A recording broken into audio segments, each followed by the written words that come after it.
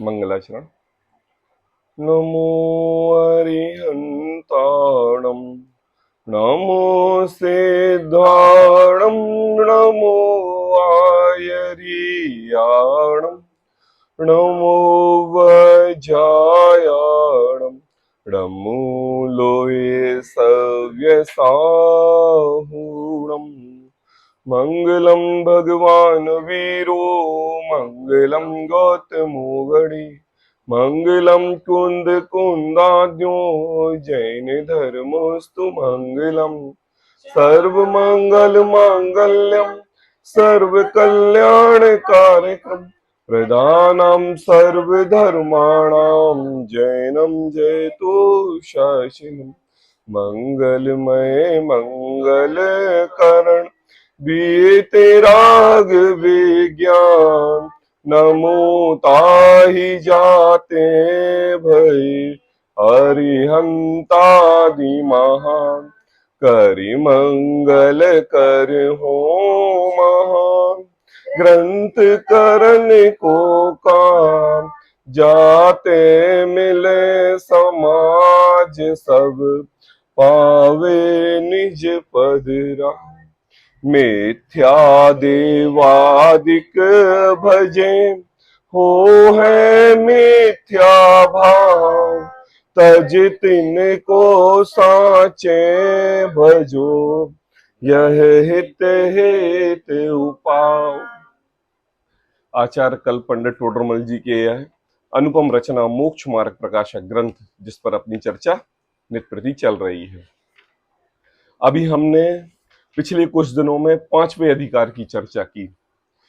चौथे अधिकार का अंत समय तक का प्रकरण तो हमने यहाँ पर अपन को रिकॉर्डेड यूट्यूब पर डाला हुआ है, लेकिन पांचवें अधिकार का प्रकरण अपन ने नहीं डाला है, लेकिन विस्तृत अपन ने उसका स्वाध्याय किया ही है।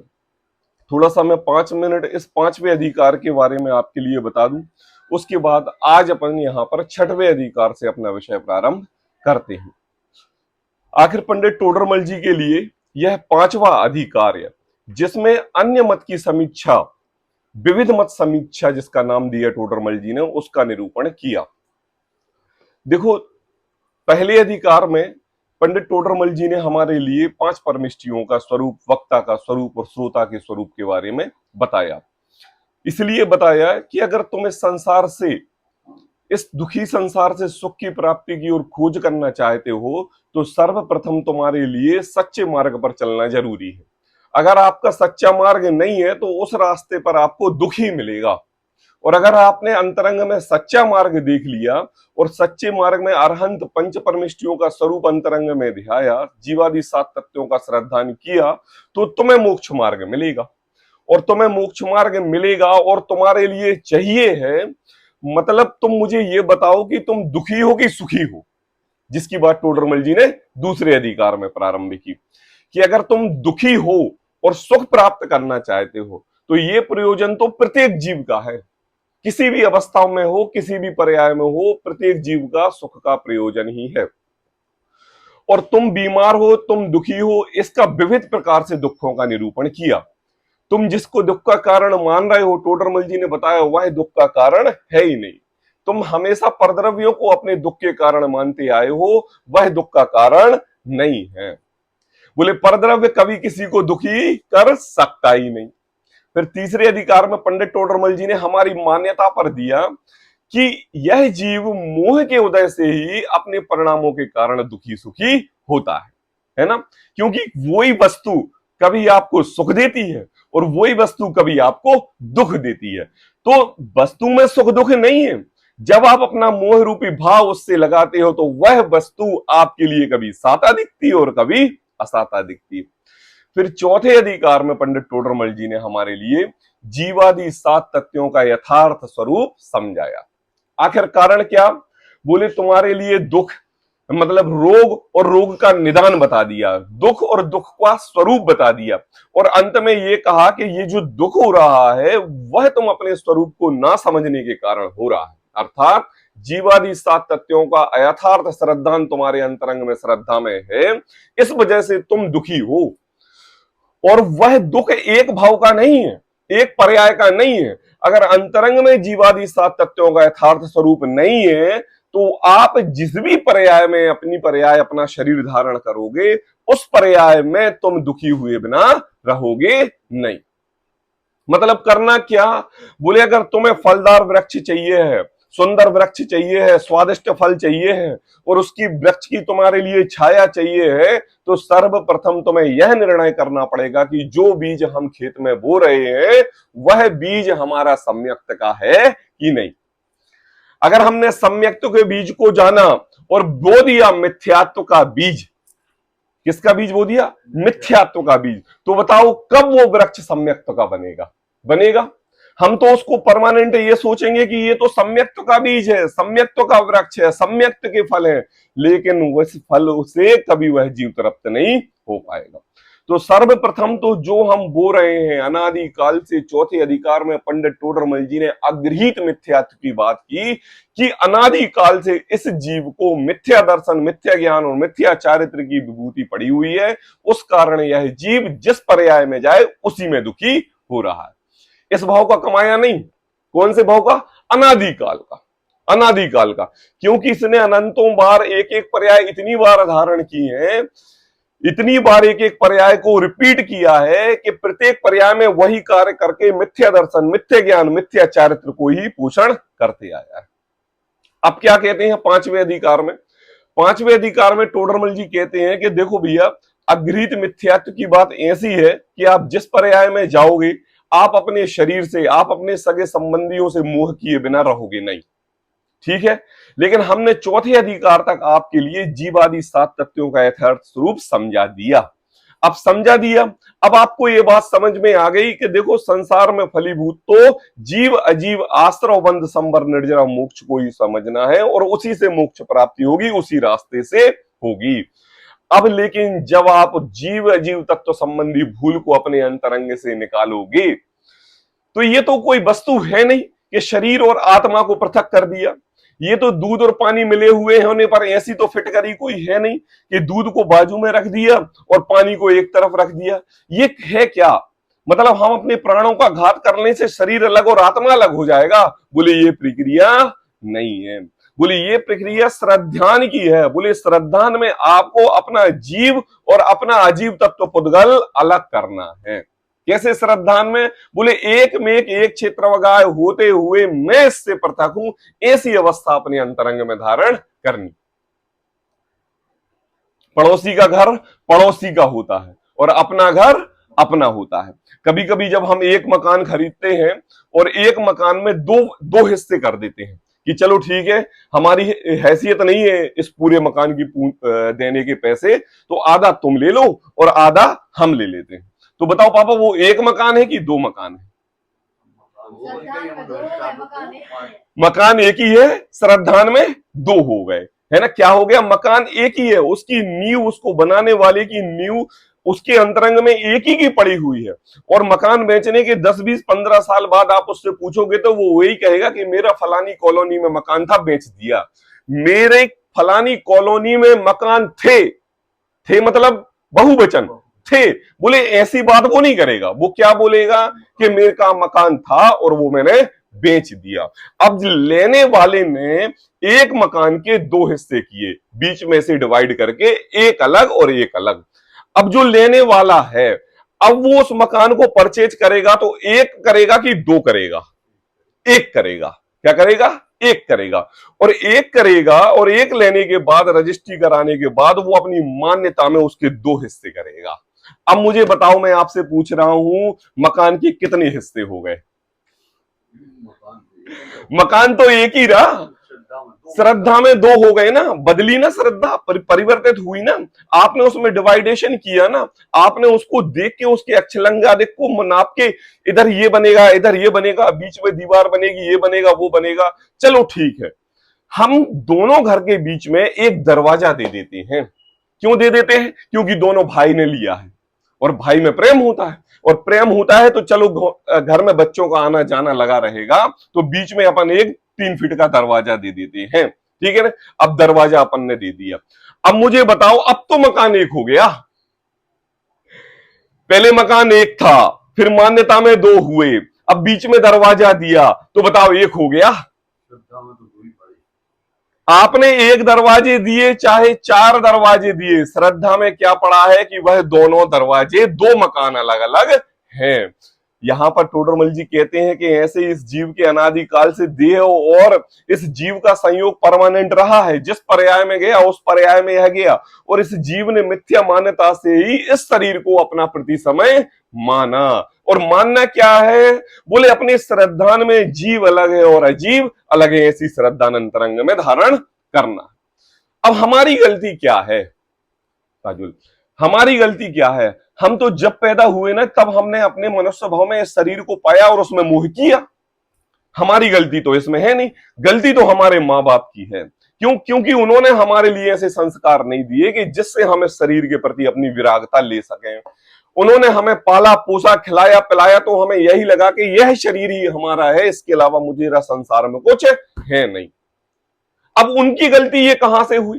बोले उनको उनके पिताजी से मिली और ये परिपाटी चलती आ रही है। और जब परिपाटी कोई चलती आए तो कोई गलत कार्य भी हमारे लिए सही लगने लगता है, क्योंकि हमारे पिताजी करते थे, हमारे पिताजी करते थे, हमारे पिताजी करते थे। यहां पर टोडरमल जी इस 5वें अधिकार में विविध मत समीक्षा के रूप में हमारे लिए ये बताने वाले हैं कि देखो, कोई गलती अगर तुम्हारे लिए पारलौकिक मिली है, पारलौकिक मतलब माता पिता से, उनके माता पिता के, उनके माता पिता से अगर तुमने अपने अंतरंग में धर्म का श्रद्धान किया है और मोक्ष मार्ग के रास्ते पर तुम बढ़ गए हो, जीवादि 7 तत्वों का श्रद्धान हो गया है, तो मैं तुमसे कुछ बातें कहना चाहता हूं। क्या? बोले मैं तुमसे कुछ ऐसी बातें कहना चाहता हूं। क्या कुछ चीजें तुम्हारे घर में प्रवेश कर गई हैं? क्या तुम्हारी कुछ चीजें तुम्हारे श्रद्धान में प्रवेश कर गई हैं? कुछ चीजें तुम्हारी मान्यता में ऐसी छा गई हैं कि तुम पढ़ने लिखने समझने सोचने के बाद भी तुम्हारी उनके प्रति आसक्ति नहीं छूट रही है। इसका नाम है विविध मत समीक्षा।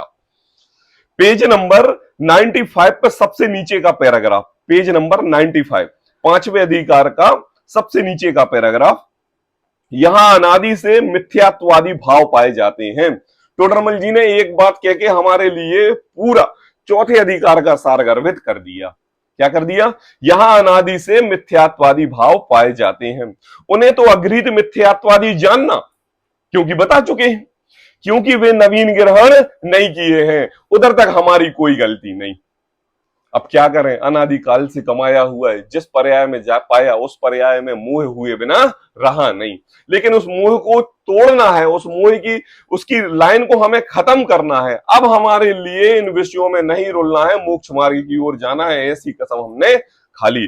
बोले वे नवीन ग्रहण नहीं किए हैं तथा उनके पुष्ट करने के कारणों से विशेष मिथ्यात्वादिक होते हैं। अब क्या किया?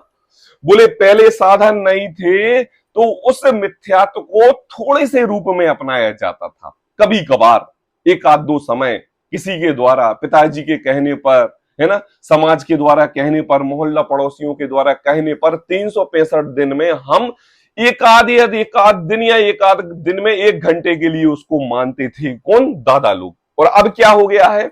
बोले उनके पुष्ट करनों के कारण विशेष मिथ्यात्वादिक भाव हुए हैं।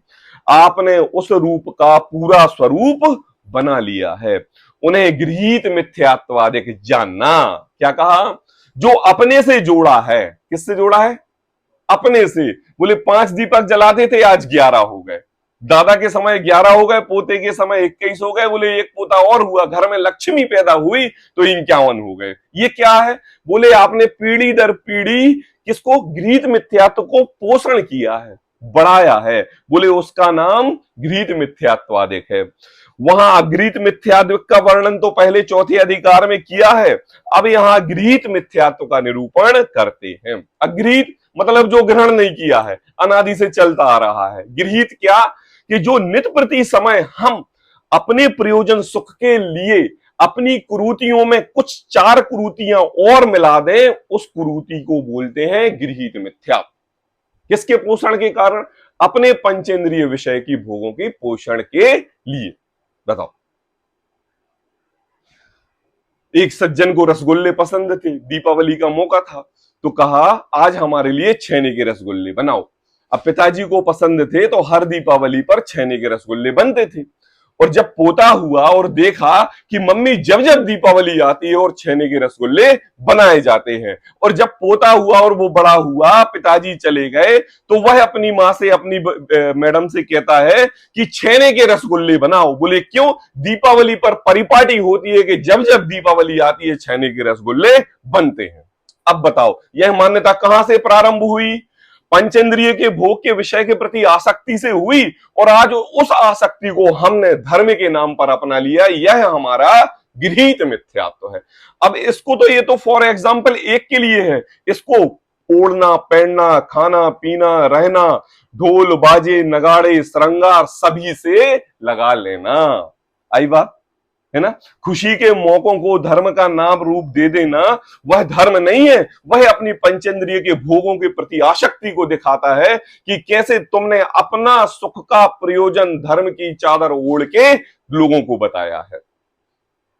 और इसमें विविध मत समीक्षा में पंडित टोडरमल जी ने हमारे लिए विविध मत, मतलब कितने प्रकार के मत, इस संसार में जितने भी मत चलते हैं सारे मतों को, सर्वव्यापी अद्वैत ब्रह्म, उसमें सर्वकर्तावाद का निराकरण, लोक के अनादिपने की सिद्धि, ब्रह्म से कुल प्रवृत्ति का प्रतिषेध, अन्य मत निरूपक तत्व विचार, अन्य मतों में से जैन मत की तुलना, बौद्ध मत, सांख्य मत, चारवाक, मुस्लिम संबंधी विचार, और फिर श्वेतांबर मत।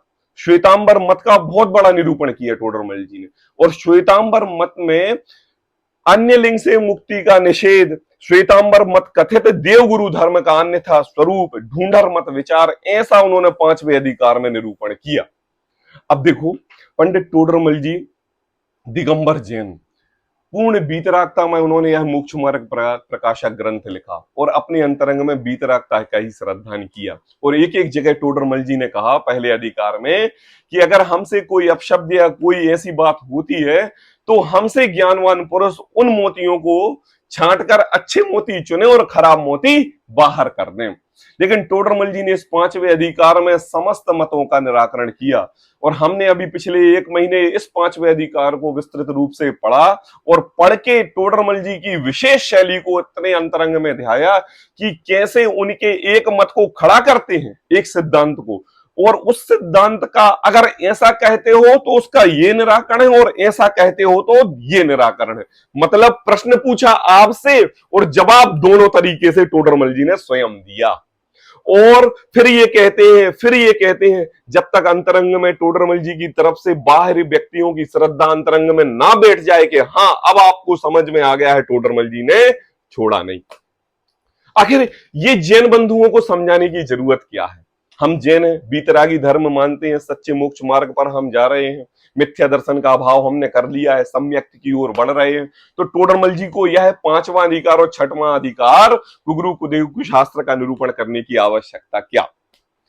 मैं आप सबसे पूछना चाहता हूं, जब गर्मी का समय होता है और जब खेत से गेहूं आते हैं, अभी गर्मी का सीजन चल रहा है और आते हैं कि नहीं, और जब गेहूं को हम धोने के लिए प्रारंभ करते हैं और धोते हैं, और धोने के बाद जब हम उसको चलते हैं, क्या करते हैं? चलते हैं, तो उसमें कुछ दाने सोयाबीन के भी होते हैं, कुछ राहर के भी होते हैं, कुछ मूंग के भी होते हैं, है ना, और कोई अन्य जीन्स के भी उसमें होते हैं।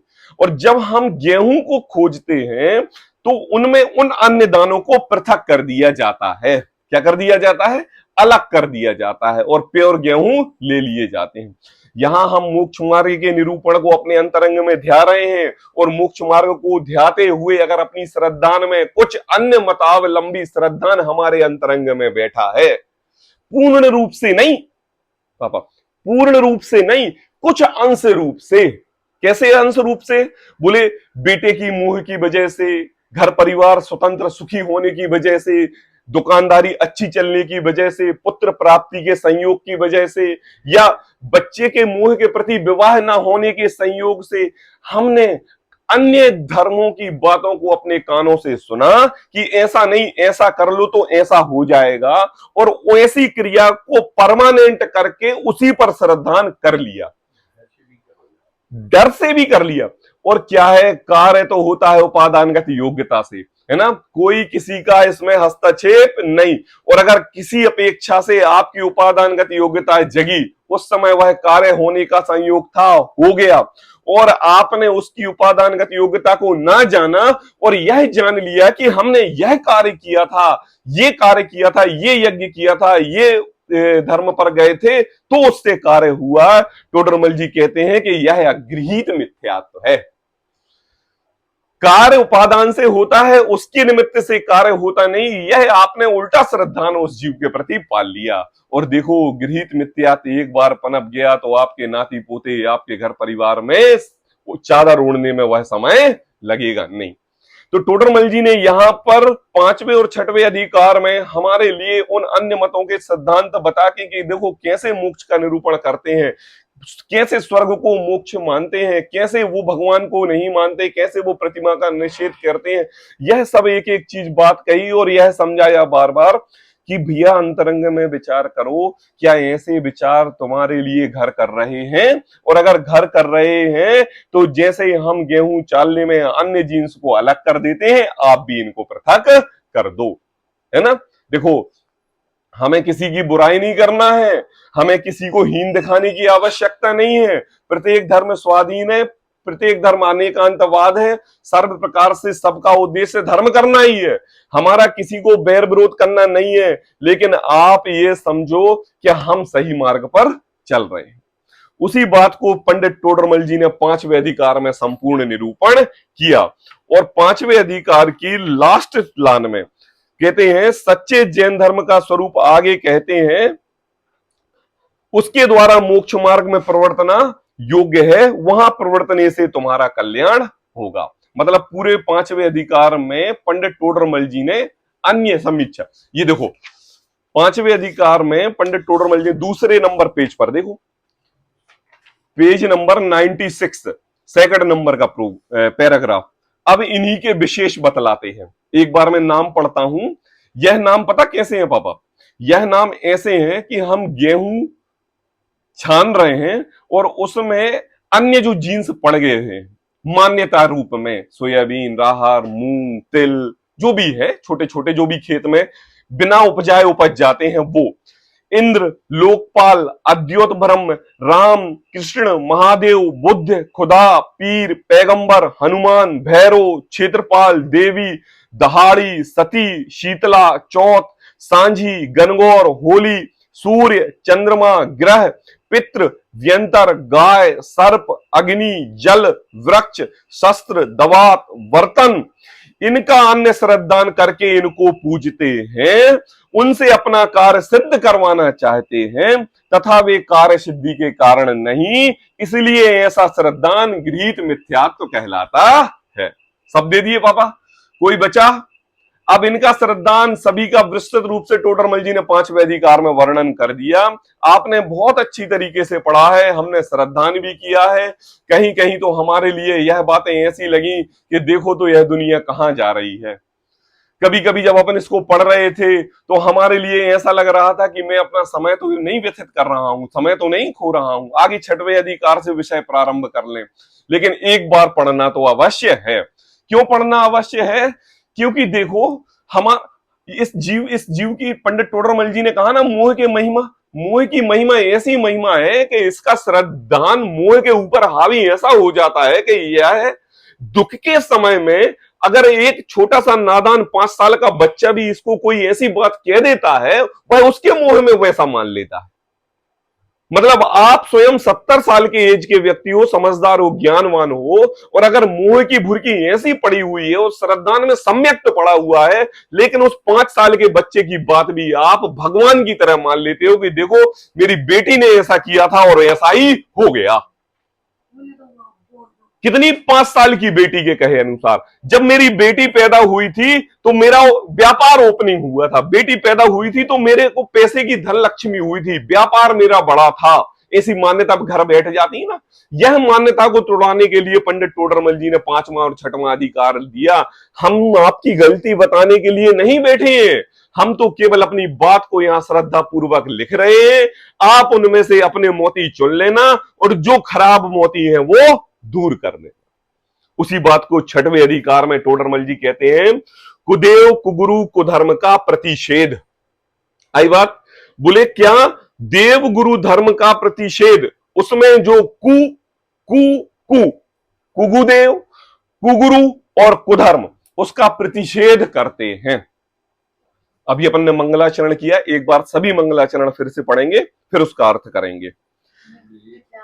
देवादिक भजेम होए मिथ्या भाव, तज तिन को साचे भज यह हित हित उपाय। क्या कहा? अब इस जीव अन्य मतों की श्रद्धान को अलग तो कर दिया है और अन्य मत से यह जीव अब अपनी सम्यक्ति की ओर आ गया है, लेकिन इस जीव को भी अपने जैन धर्म के श्रद्धान में कुछ श्रद्धान पूर्वक कुदेव और कुरु और कुधर्म की समीक्षा इसको मिल रही है ना। अब देखो एक एक करके बिल्कुल हमारे लिए कसौटी पर कस के टोडरमल जी शुद्ध कर रहे हैं कि नहीं। जैसे बालक को अगर विद्वान बनाना है, बालक को इंजीनियर डॉक्टर बनाना है, तो पहले हमारे सत्य व्यसनों से छुड़ाया जाएगा, अभक्ष भक्षण से छुड़ाया जाएगा, एक एक मार्ग सत्य मार्ग पर लाने के लिए जैन धर्म के संस्कार दिए जाएंगे, सर्व प्रकार से संस्कार से जैन धर्म युक्त ग्रंथ उसको पढ़ाए जाएंगे। यह क्या है? शुरुआत है ना। मैं आपसे पूछ रहा हूं मम्मी जी, इसकी शुरुआत अपन कब से करते हैं? बोले इसकी शुरुआत अपन बाल्य अवस्था से करते हैं, गर्भ से। मतलब अगर एक बच्चा बोलना प्रारंभ करता है और पहला शब्द मां बोलता है तो दूसरा शब्द णमुकार मंत्री ही बोलता है ना, बोलता है कि नहीं। तो हमने कब से शुरुआत कर दी? बोली इसकी शुरुआत कर दी बचपन से। ऐसी टोडरमल जी ने इस मोक्ष मार्ग प्रकाशक में सम्यक्त की शुरुआत कर दी पहले अधिकार से, और पहले अधिकार से अब हमारे लिए जैन धर्म श्रद्धानी के अंतरंग में कुगुरु कुदेव कुधर्म का संसर्ग है। आंशिक रूप से तो उसको समझो और हटाओ। बोले क्यों? हटाने का कारण क्या? इससे क्या लाभ? टोडरमल जी मंगलाचरण में कहते हैं मिथ्या देवा दिख भजें। बोले क्या? जिस जीव ने मिथ्यात्व रूपी मिथ्या दर्शन, मिथ्या ज्ञान, मिथ्या चारित्र के संबंध में जो उनके पोषण करने वाले देव हैं उनको भंजा है। क्या कहा है? भंजा है। कैसे? जिन्होंने उपदेश दिया मिथ्यात्व का, कार्य किए मिथ्यात्व किए और संसार बढ़ाने का ही कार्य किया। देखो हम तो नादान हैं, हम तो भूले हैं, हम तो इस संसार से दुखी हैं, लेकिन हम अपने गुरुजनों को हम अपना यथार्थ रूप सज्जन मानते हैं और हम उनसे उपदेश ग्रहण करते हैं। टोडरमल जी कहते हैं कि अगर उन्होंने कोई मिथ्या उपदेश दिया है और मिथ्या उपदेश देकर मिथ्या देवा दिख बजे हो है मिथ्या भाव। क्या है? जिस कारण से मिथ्या भाव हो गया है। क्या कहा? हो गया है। हो गया मतलब पहले नहीं था, पहले तो हमें ज्ञान ही नहीं था, और ज्ञान नहीं था, हमें दुख नहीं पता था कि ये दुख है। अब हमें दुख पता है तो हम सुख के कारणों को खोज रहे हैं। तो अब हमारा जो ज्ञान वो मिथ्या प्रकट हो रहा है। क्यों? क्योंकि हमने कुगुरु कुदेव को शास्त्र का निरूपण किया और उससे हमारा ज्ञान मलिन हुआ। तो कहा हो है मिथ्या भाव, हुआ है मिथ्या भाव। देखो चौथे अधिकार में पंडित टोडरमल जी ने मंगलाचरण में क्या कहा था कि अगृहीत मिथ्या, जब अगृहीत मिथ्यात्व की बात की थी तो उन्होंने कहा था कि अनादि से है। देखो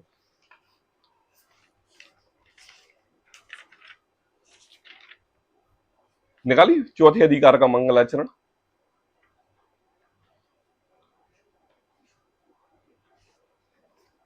हाँ देखो, इस भाव के सब दुख इनके कारण मिथ्या भाव। कारण मतलब कि इस भाव में जो तो तुम संसार के दुख प्राप्त कर रहे हो ना, इसका भाव क्या है? कारण मिथ्या भाव। और मिथ्यात्व भाव कहां है? बोले अनादि से है। अब लेकिन तुमने उस अगृहीत मिथ्यात्व को खंडित कर दिया। अब तुम्हारे में कुछ गृहीत बैठा है तो उसका पोषण करने वाले कौन? तो कहते हैं मिथ्या देवा दिख भजे हो है मिथ्या भाव, जिनके कारण मिथ्या भाव हुआ है। तज तिनको साचो भयो। क्या कहा? तज तिनको, किनको छोड़ो? कुगुरु कुदेव को शास्त्र को छोड़ो। तज तिनको, इनको छोड़ना है कि इनकी मान्यता को छोड़ना है? मान्यता को छोड़ना है। अरे यहां पर टोडरमल जी हमारे लिए किसी गुरु कुदेव को शास्त्र का निरूपण करके उनके सामने बैर विरोध करने, वार्तालाप करने, बहस करने की बात नहीं कह रहे हैं कि उनको आओ और समझाओ और बोलो कि देखो तुम ऐसे मार्ग पर जा रहे हो, यह सच्चा मार्ग नहीं है। ऐसा हमें चर्चा करने की जरूरत नहीं है। तज तिनको साचे भजो, क्या कहा, इनको छोड़ो, अपने अंतरंग में सच्चा श्रद्धान करो और सच्चे देव शास्त्र गुरु को भजो। यह हित हेत उपाव, यही तुम्हारा हित का उपाव है। टोडरमल जी ने इन 2 लाइनों में छोटे में हमारे लिए पूरा सिद्धांत प्रगटा दिया कि कुगुरु कुदेव कुशास्त्र के कारण जो उपदेश आदि से तुम्हारा ज्ञान मिथ्या ज्ञान हुआ है, मिथ्या श्रद्धान हुआ है और तुम चारित्र में भी मिथ्या चारित्र कर रहे हो, अब इनको सही प्रकार से यथार्थ निरूपण करके अपने सच्चे देव शास्त्र गुरु का निरूपण करो। हित हित हेत हो पाओ, जिससे तुम्हारा उपाय हितरूप होगा। अनादि से जीवों के मिथ्या दर्शनादिक भाव पाए जाते हैं। क्या कहा, अनादि से जीवों के मिथ्या दर्शनादिक भाव पाए जाते हैं। सही बात है, अनादि से पाए जाते हैं। क्यों? क्योंकि इस जीव ने अनादि काल से भगवान को भगवान माना है। क्या माना बाबा? भगवान को भगवान माना है ना। कैसा भगवान माना कि भगवान ही हमारे तारणहार हैं, भगवान ही हमारे कर्ता धर्ता हैं, भगवान की सेवा करेंगे तो हमारे लिए सुख समृद्धि शांति प्राप्त होगी। हे प्रभु, तुम्हारे द्वारस आया, दरस भिखारी आया है, दर्शन भिक्षा पाने को 2 नयन कटोरे लाया है। है ना। बोले क्या? बोले हमने भगवान के स्वरूप को प्रदाता माना है, देने वाला माना है, लेकिन वास्तव में हमारे भगवान का स्वरूप तो वो है नहीं। और क्या हुआ है? क्या हुआ है? देखो, ये बात पापा खाली जैन धर्म की नहीं है। जैन धर्म में तो भाई साहब इस भगवान हमारे लिए कुछ देता है, कुछ करता है, करने वाला है, इसको 50% ही लोग मानते होंगे, लेकिन श्रद्धान में तो स्वयं मानते हैं। लेकिन मानते हैं, आप थोड़ा सा अन्य धर्म की ओर जाओ और अन्य धर्म में आप 1000 व्यक्तियों को देखोगे तो प्रत्येक 1000 व्यक्ति यही चाहता है कि भगवान सुख देते हैं, भगवान घर देते हैं, भगवान मकान देते हैं, भगवान बच्चे देते हैं और भगवान हमें देते हैं। मानते हैं कि नहीं? अब उनसे समझाओ। और इसका पोषण किया किसने? कौन? इसका पोषण एक तो यह जीव अनादि काल से मिथ्या तो दर्शनादिक भाव से पैदा हुआ और मिथ्या दर्शनादिक भाव से प्रति समय मरण का डर रहा, और मरण के डर से इस जीव ने जिस गुरु का संयोग किया उस गुरु ने भी उसके दिमाग में मिथ्यात्व घुसाया। तो क्या हुआ? बोले कुगुरु कुदेव को शास्त्र को यह भगवान मानने लगा और भगवान मानने लगा। और जब उन्होंने कहा कि तुम ऐसा करो, तुम तेल चढ़ाओ, तुम वो करो, तुम ये करो और ये क्रिया करके तुम सुखी होगे, तो तुमने ऐसा माना कि मैं कुछ नहीं करता, भगवान ही सब कुछ करता है कि नहीं? हमारे पिक्चरों में भी यही दिखाया जाता है। जब भी कोई दुख का वक्त हुआ तो आरती लेके पहुंच जाते हैं, फिर उनसे वार्तालाप करते हैं, वार्तालाप करते करते कहते हैं अब खुश तो बहुत हो गए तुम। हाँ, तथास्तु। बोले क्या? हमने आपको माना, पूजा, सब कुछ किया, लेकिन तुमने एक समय भी हमारे लिए, है ना, हमारे अंतरंग में परिणाम निर्मल नहीं किए, मतलब तुम भगवान नहीं है। बताओ, जब हम भगवान को ही ऐसी खरी खोटी सुना देते हैं, मतलब उन भगवान को ही पूजने योग्य, उनको करता धरता मानते हैं और वो करते नहीं, तब भी इस जीव का श्रद्धान उनके ऊपर हटता नहीं। तो कहते हैं अनादि से जीवों को मिथ्या दर्शनादिक भाव पाए जाते हैं, उनकी पुष्टता को कारण। पुष्टता मतलब क्या?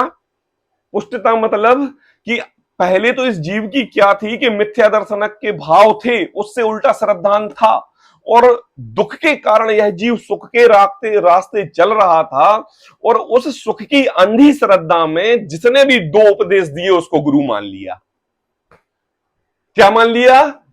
उसने गुरु का उद्देश्य नहीं देखा कि वास्तव में जो गुरु उपदेश दे रहे हैं उस गुरु के उपदेश में उनकी श्रद्धा में वीतरागता है कि रागता है, वो उपदेश तो नहीं देखा, लेकिन अंधभक्त की तरह उन पर श्रद्धान कर लिया।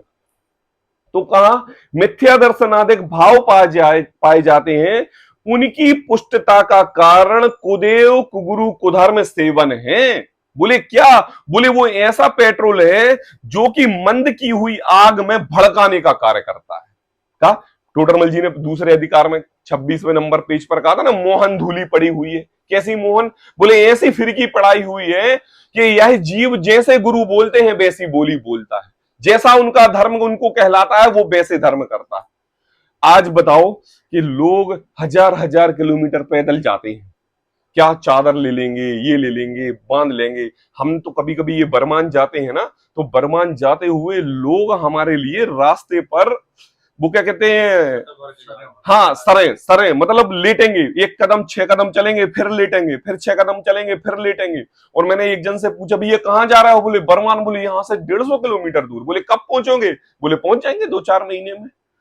2-4 महीने तक आप वहां जा रहे हो और श्रद्धा आपकी ऐसी कि आप ना धूप देख रहे हैं ना छांव देख रहे हैं। मतलब श्रद्धा इस जीव की इतनी अंधी होती है कि यह जीव उस श्रद्धा में शरीर के कष्ट को भी नहीं देखता। मतलब ये क्रिया तो अन्य धर्मों में स्वाभाविक रूप से हमें यत्र तत्र विचरण करते हुए दिखाई देती है। और अगर हम शरीर के प्रति उपासक इसकी श्रद्धा के प्रति भगवान का धर्म माने तो हम भी उन्हीं के समान हो गए जैसे कि अन्य समाज के लोग मानते हैं। हमने देखा क्या उनकी पुष्टता का कारण, हमने एक सज्जन से पूछा कि भाई ये कारण क्या? बोले भैया 2 संतान हुई थी और दोनों संतान खत्म हो गई। अब बोले अब तीसरी संतान की उन्नति के लिए, पैदा होने के लिए हम भगवान से, माता से हम ये कृपा मांग रहे हैं कि वो बढ़ जाए, इसलिए हम ये करके सरें भरते हुए जा रहे हैं।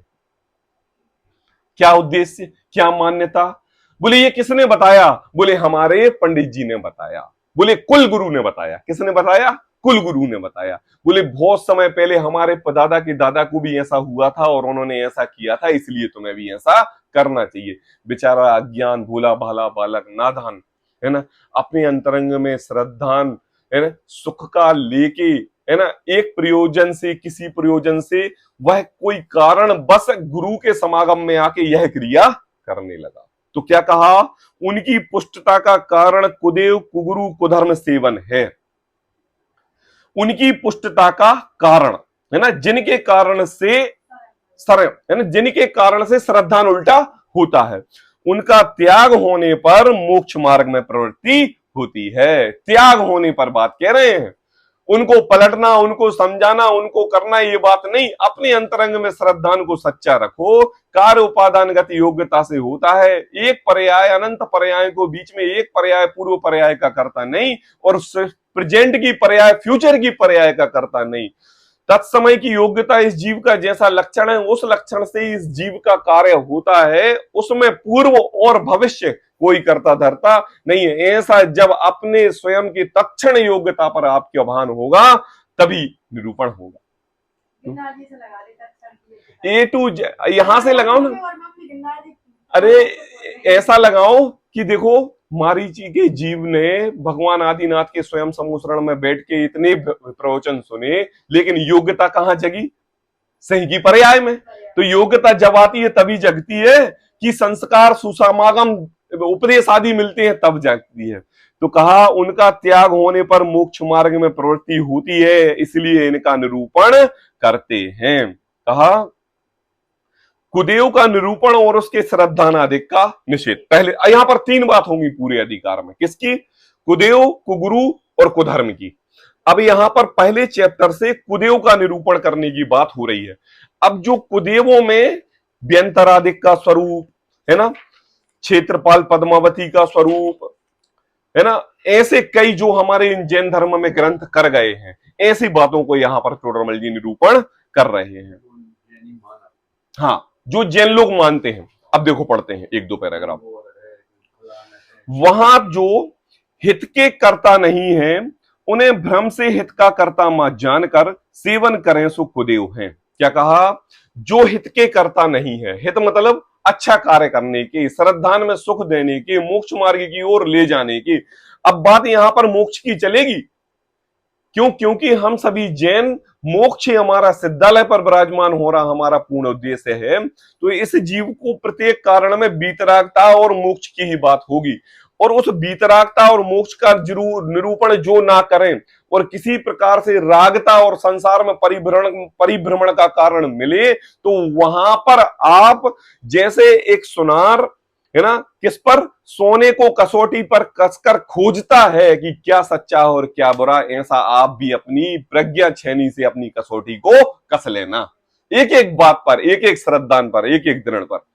बोले जो हित का करता नहीं है, जो हमें अहित की ओर लेके जा रहा है, उन्हें भ्रम से, भ्रम मतलब भूल से, क्या कहा? भूल से, मान्यता से क्या कहा पापा? गलती नहीं है, लेकिन क्या पता, जैसे आज हम जैन धर्म पर श्रद्धान करते हैं, क्यों? बोले हमारे पिताजी करते थे, उनके दादा करते थे, तो हम जैन धर्म की परिपाटी को अपना रहे हैं। अब जब हम जैन धर्म के ग्रंथों को पढ़ा, श्रद्धान किया, और सब श्रद्धान में ये आया कि अरे यहो, वास्तविक धर्म तो जैन धर्म है। हमारे 24 तीर्थंकर भी अन्य धर्म में पैदा होके जैन धर्म अंगीकार किया। हमारे कितने आचार्यों ने कितने अन्य धर्मों में पैदा होके जैन धर्म अंगीकार करके मोक्ष की ओर के रास्ता बढ़ा। तो कितना महान धर्म है, और यह धर्म हमारे लिए सहजता सुलभता से जन्म मात्र से मिल गया। अब लेकिन हमारे लिए इन जिन गुरुओं के कहे हुए शास्त्रों को पढ़ना है, यह शास्त्र हमारे लिए वह ऐसी कसौटी है जैसी कसौटी सोने वाले व्यक्ति को प्राप्त होती है। क्या है ये? कसौटी है ना, जिससे हम गलत सोने को और अच्छे सोने को ग्रहण कर सकते हैं। सच्चे मोक्ष मार्ग के निरूपण को, अपने आत्मा के श्रद्धान के निरूपण को, और जहां पर रागता का पोषण है उसको ग्रहण करके यहां पर हम अलग कर सकते हैं। तो कहा, उन्हें भ्रम से हित का कर्ता जानकर, भ्रम से, भूल के कारण, तुम्हारी गलती नहीं है। देखो क्या है, गलती होती है धोखे से और सुधारी जाती है पुरुषार्थ से। आई बात समझ में? गलती होती है अज्ञानता से और सुधारी जाती है ज्ञानता से। वो एक वाक्य आता ना, बोले क्या, मोर स्टडी मोर कंफ्यूजन, और नो स्टडी नो कंफ्यूजन। जितना पढ़ोगे उतना कंफ्यूजन पैदा होगा, और बिल्कुल भी नहीं पढ़ोगे तो कोई नहीं होगा। आज हमारे जैन धर्म में कितने ऐसे लोग हैं जो बिल्कुल भी शास्त्र नहीं पढ़ते, और जिन भी गुरुओं के पास जाते हैं, अरे चर्च, हाँ ठीक है भैया, भगवान ही तो है, हाँ हाँ कुगुरु को देव, हाँ ठीक है भैया, कौन? ये मंदिर वो मंदिर, हाँ चलो ठीक है भैया, हाँ कौन? हाँ, बोले सब भगवान एक है। जैन व्यक्ति की बात कर रहा हूं, जैन जिनको सर्वधर्म समान लगता है। बोले क्यों? No study no confusion. हमने पढ़ा ही नहीं है जब जैन धर्म का स्वरूप, तो हमारे लिए सर्व भगवान एक लगते हैं। ये क्या है? ज्यादा अगर पढ़ ले तो जान गए, हाँ, गलती करो तो पाप लगेगा, इसलिए ज्यादा पढ़ लेंगे और पाप का कार्य हो रहा है यह ज्ञान में आ जाएगा तो हमारे लिए पाप लगेगा, और जब हमने पढ़ाई नहीं है तो हमारे लिए जानकारी नहीं है तो पाप नहीं लगेगा, उससे बड़ा पाप लगेगा। बिल्कुल, हाँ, सही बात है।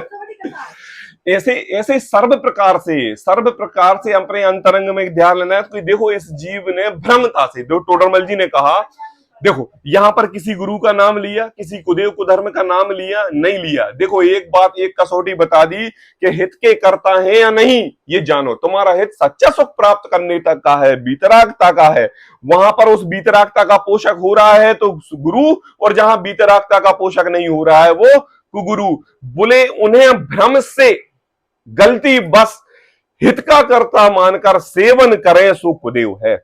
मतलब अगर हमने एक लाइन में कुदेव की परिभाषा माननी है तो यह ध्यान में रख लो कि जो हित का कर्ता नहीं, उन्हें भ्रम से हित का कर्ता जानकर सेवन करें सो कुदेव है।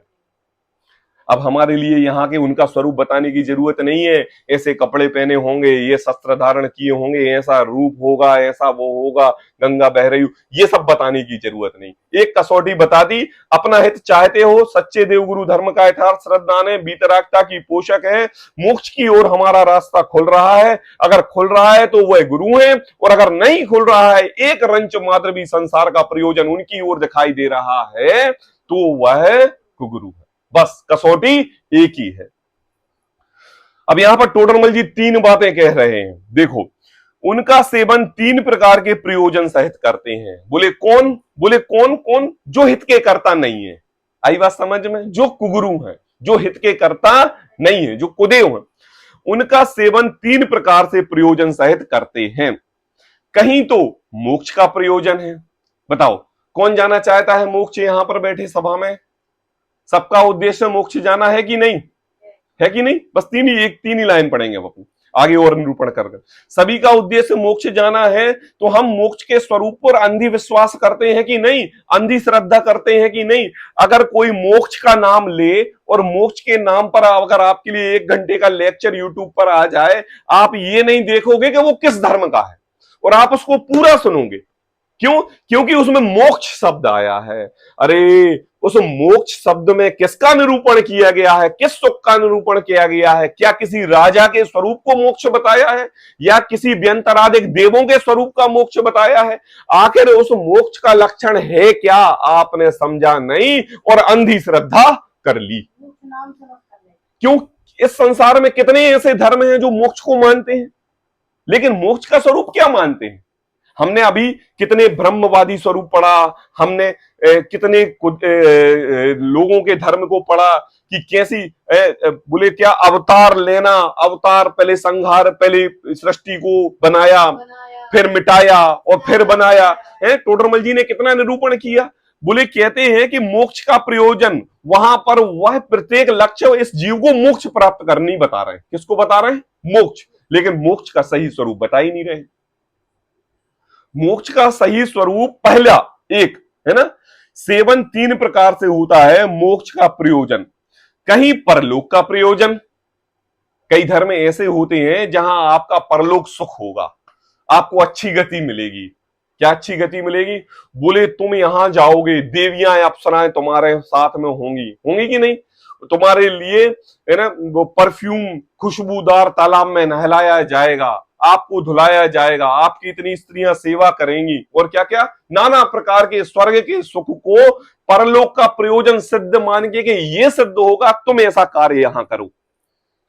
क्या करो? यहां इस संसार में तुम ऐसा कार्य करोगे तो तुम्हारे लिए राजमहल मिलेगा। यह जीव अंधा है, 5 इंद्रियों के विषय के प्रति आसक्ति के प्रति अंधा, मदोन्मत्त हाथी की तरह विषयासक्त जीव कैसा दौड़ता है, ऐसा यह जीव। और उसको पोषण करने वाले उसी टाइप के गुरु मिल गए और उन्होंने कहा कि अरे ठीक, तू एक काम कर, इस लोक में तो तू गरीब पैदा हुआ है, इसमें तो हम कुछ नहीं कर सकते, अब तेरे को परलोक सुधारना है ना, है ना, जसलोक कहां जाना है ना, तो अब तू एक काम कर, ये कार्य कर दे और ऐसा करके तू अपने धर्म को बढ़ाएगा। और जब धर्म को बढ़ाएगा ना तो तेरे को वहां पर क्या मिलेंगी?